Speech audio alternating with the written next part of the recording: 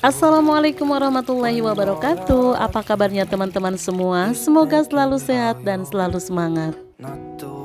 Sebagai seorang ibu rumah tangga dengan 6 orang anak, aku itu harus pandai mengatur waktu dan juga mengatur keuangan keluarga. Di video kali ini aku akan bagikan tips belanja sayuran 10 hari sekali agar hemat waktu dan juga hemat pengeluaran. Nah, pagi hari sebelum belanja sayuran, aku itu ke pesantren dulu untuk metik kangkung, kacang panjang, dan juga daun singkong. Ada daun pepaya juga, kemudian ada takokak. Nah, ngomong-ngomong, kalau misalkan di teman-teman itu takokak namanya apa ya? Apakah sama? Nah, yang bulat-bulat itu ya teman-teman.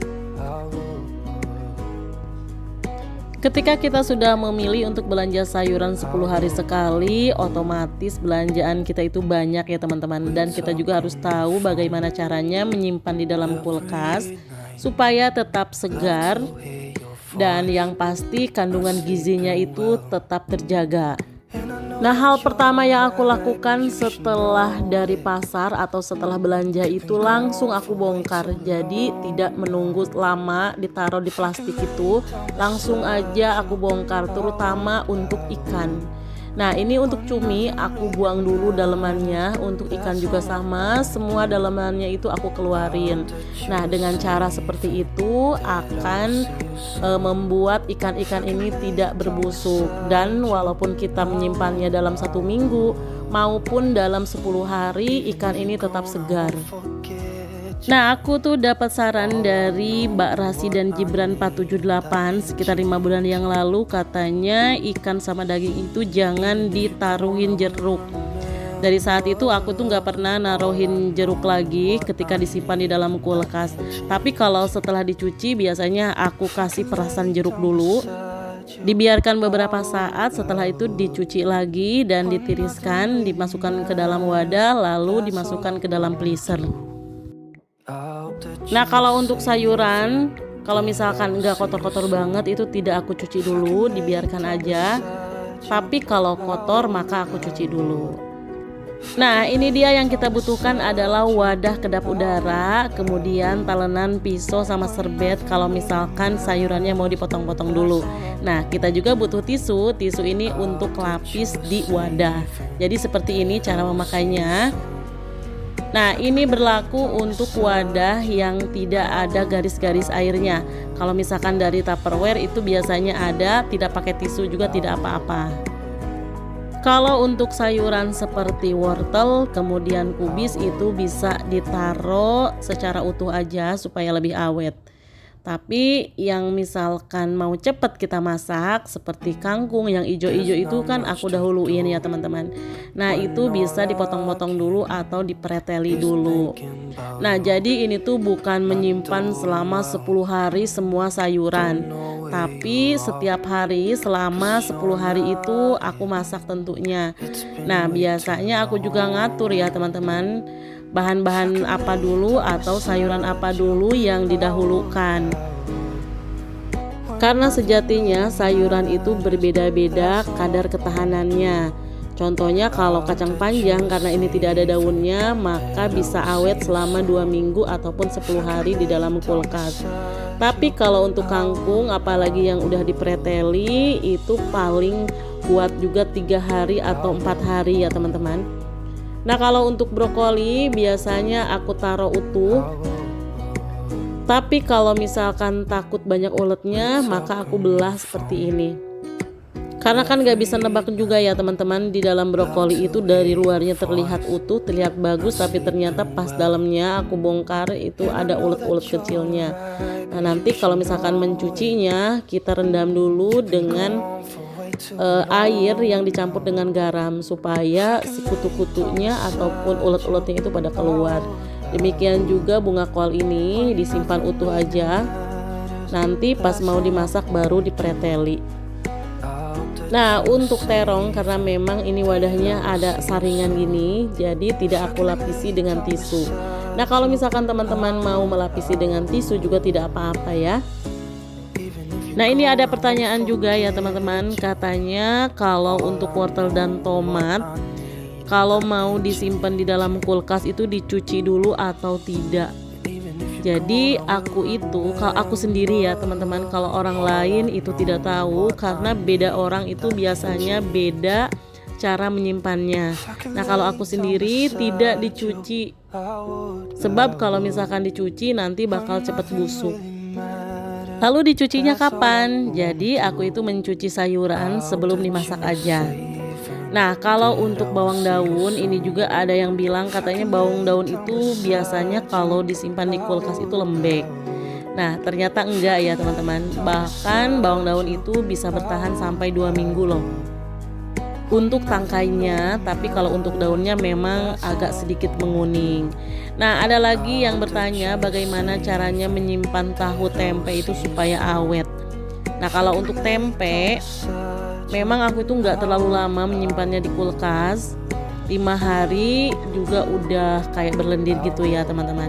Tapi ada yang menyarankan juga katanya menggunakan garam. Aku pernah menggunakan garam di pinggirnya, tapi tempenya itu utuh, secara utuh gitu menyimpannya nggak dipotong-potong. Nah itu memang awet, 5 hari juga tidak masih tetap segar.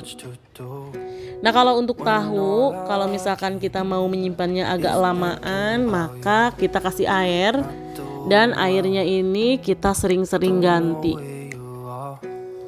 Nah untuk pokcoy ini aku tadi ngambil langsung di pekarangan pesantren ya teman-teman. Ini masih seger banget walaupun bentuknya itu kecil-kecil. Aku juga nggak tahu mengapa yang ditanam itu kok kecil-kecil. Mungkin karena nggak pakai pupuk yang kimia, kita menggunakan pupuknya benar-benar pupuk yang organik. Tapi alhamdulillah ini seger dan rasanya juga lebih manis, lebih enak. Nah untuk penyimpanan cengek ataupun cabai rawit kayak gini, aku itu nggak motong-motong dulu tangkainya, langsung aja dimasukin. Nanti pas nyambel ataupun kita masukkan ke dalam olahan baru dipetik-petikin. Jadi cara ini tuh lebih lama awetnya. Ini bisa bertahan 10 hari loh teman-teman. 10 hari masih tetap segar dan awet. Boleh juga tuh ditaruhin bawang putih, tapi aku jarang kalau misalkan naruh bawang putih, rasanya lebih ribet gitu. Karena kan aku sudah mengalami sendiri 10 hari juga masih tetap segar kalau yang namanya cengek. Nah untuk penyimpanan kangkung memang ini agak ribet ya teman-teman, harus dipetek-petek dulu, harus dipreteli dulu. Nah untuk kangkung ini biasanya aku pisahin daun-daunnya seperti ini, kemudian nanti tangkainya aku belah. Karena takutnya di tangkainya itu ada cacing ya teman-teman. Nggak tahu kenapa aku tuh parno banget, karena pernah dengar katanya di dalam kangkung itu ada cacing yang kecil-kecil gitu. Nah ini juga kangkung hasil dari kebun yang ada di pondok pesantren. Kangkungnya itu kangkung darat, pokoknya rasanya itu lebih enak karena ini tuh kecil banget, kurus-kurus ya teman-teman, berbeda dengan kangkung air. Nah di sini juga aku dibantuin sama tetangga yang memang udah rasa saudara gitu. Dia selalu ngebantu aku, tapi katanya nggak mau disorting ya teman-teman. Jadi kalau kita melakukan food prep ini sebaiknya memang lagi banyakan orang biar banyak yang ngebantu. Jadi rame-rame sambil ngobrol-ngobrol nggak kerasa. Nah bisa juga tuh teman-teman sambil dengerin ceramah ataupun dengerin selawat, atau juga sambil nonton TV kesayangan teman-teman. Kalau misalkan kita membeli kangkung, kemudian kita itu nggak tahu kapan mau memasaknya, sebaiknya disimpan secara utuh dulu ya teman-teman.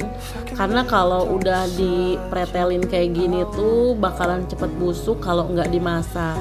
Nah ini bertahan biasanya sampai 3 hari sih masih tetap segar kalau menyimpannya secara benar.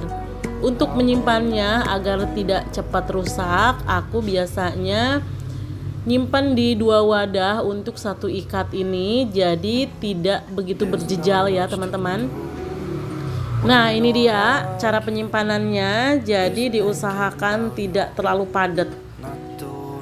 Nah ini juga dibantuin sama tetangga tadi ya teman-teman untuk motong-motongin daun singkong. Karena daun singkongnya metik dari kebun sendiri, jadi masih muda-muda. Kalau misalkan daun singkongnya dapat beli dari pasar itu pada tua-tua ya teman-teman. Nah ini juga hal yang paling susah atau membosankan ya, kalau misalkan kita lagi metik-metikin kayak gini. Soalnya harus benar-benar dipetikin satu-satu. Nah, untuk daun singkong ini lumayan agak awet sih kalau misalkan ditaruh di dalam kulkas. Bisa bertahan sampai 5 hari ataupun 4 hari, itu paling telat. Oh iya, ada satu pertanyaan lagi, katanya untuk sayuran dalam wadah itu dibuka atau ditutup.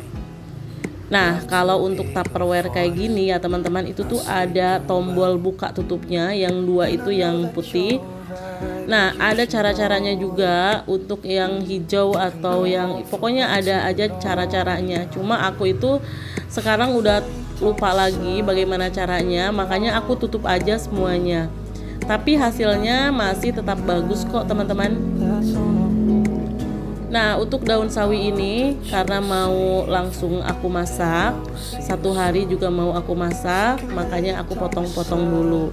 Nah, itu tuh sawi yang biasa kita beli, kalau luarnya itu kan suka agak sedikit rusak gitu atau lepas-lepas. Makanya itu didahulukan saja.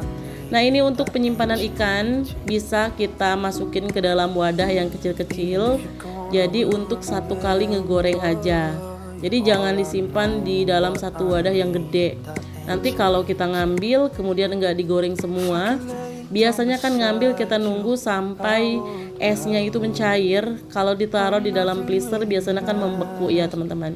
Nah, itu bakalan mengurangi dari kesegaran ikan itu sendiri. Nah, kalau di wadah-wadahin kecil-kecil kayak gini jadi gampang, kita ngambil 1 wadah aja. Nah, untuk cumi juga sama, aku masukin ke dalam kulkas. Caranya juga sama, yaitu dengan membagi ke dalam wadah-wadah. Jadi 1 kali gitu.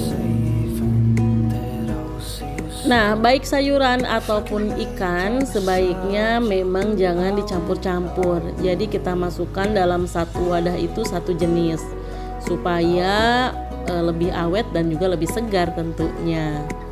Nah, ini dia udah hampir selesai pekerjaannya. Sekarang aku masukkan ikan asin. Ikan asin juga biasanya aku masukkan cuma ke dalam freezer yang di bawah ya teman-teman. Nah, ada pertanyaan gini lagi ya teman-teman, katanya dalam 1 kotak itu tisunya berapa lembar? Jadi kalau aku sih biasanya 2 lembar karena tisu itu kan tipis kalau 1 lembar. Nah, tipsnya kalau misalkan disimpannya agak lamaan, kita bisa mengganti tisu tersebut 4 hari 1 kali. Nah, kemudian ada pertanyaan lagi, katanya wadah bening itu belinya di mana? Jadi aku dulu titip ke saudara, karena dulu itu aku nggak punya Shopee ya teman-teman, jujur aja. Jadi nitip ke saudara untuk membeli wadah bening itu. Katanya belinya di Shopee. Nah, sekarang juga banyak kok, setelah aku buka memang banyak dan juga harganya murah-murah. Yang penting kita pilih yang aman untuk makanan aja atau untuk sayuran kayak gitu. Sebelum aku masukkan sayuran ke dalam kulkas, biasanya kulkas tersebut aku bersihin dulu ya, walaupun nggak dicuci tapi aku elap-elap aja. Karena kalau udah 10 hari kayak gini pasti aja ada yang kotor ya. Walaupun kita menyimpannya di dalam wadah, tapi tetap aja suka ada cipratan-cipratan kotor di kulkas. Nah, untuk pengaturan suhu kulkas juga banyak yang mempertanyakan. Jadi itu ya teman-teman, ini jawabannya. Suhu kulkas aku itu diatur di nomor 1 aja, jadi dingin gitu, enggak lebih dingin ataupun sangat dingin. Nah, ini udah aku masukkan semuanya. Kemudian ada yang bertanya juga, bagaimana caranya memasukkan wadah-wadah ini ke dalam kulkas? Berapa kapasitas kulkasnya? Nah, jadi memang di sini harus cerdik ya teman-teman dalam menyimpannya, dalam menatanya ke dalam kulkas. Kalau tidak ini gak bakalan muat semua. Untuk di pintu kulkas juga dipergunakan. Pokoknya semua area di kulkas ini harus benar-benar terisi dengan sayur-sayuran. Untuk bagian atas biasanya aku naro ikan, daging. Nah, untuk bagian bawahnya ada freezernya juga, itu aku naruh ikan asin. Atau kalau misalkan aku beli nugget, aku taruh di situ. Alhamdulillah aktivitas aku hari ini udah selesai. Terima kasih teman-teman yang sudah ngikutin aku dari awal sampai akhir. Mudah-mudahan selalu ada manfaat yang bisa diambil.